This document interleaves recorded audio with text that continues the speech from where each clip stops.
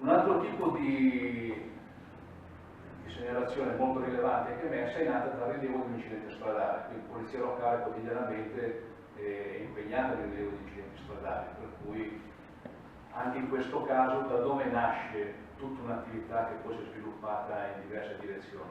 Dall'attenzione di chi procede all'accertamento.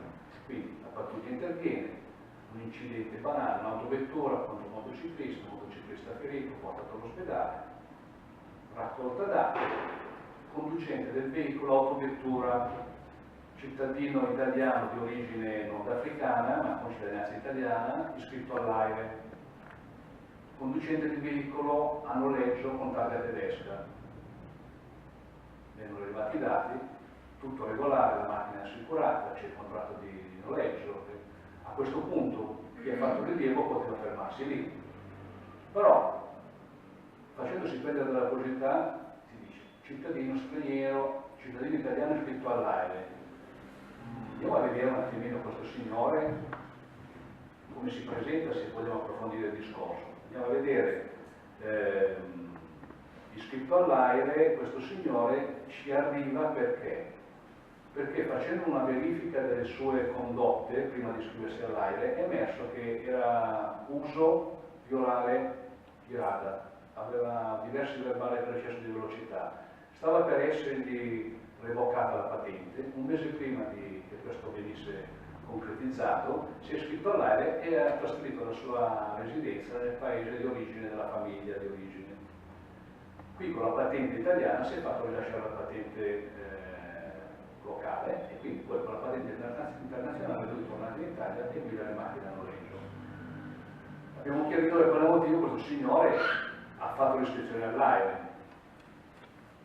Andando a vedere questa macchina tedesca che lui utilizzava per circolare, è emerso che questo continua a violare i radar, perché ha questa abitudine. Il problema è che con una macchina a noleggio, con targa tedesca, è un po' difficile imputarla al soggetto e poter procedere per il confronto. Facendo quindi degli ulteriori accertamenti è emerso a questo signore, per di più, nell'epoca in cui risultava vivere all'estero, in realtà ha percepito redditi dal Ministero di Grazia e Giustizia quale consulente delle forze di polizia in qualità di interprete di lingua araba nei procedimenti penali.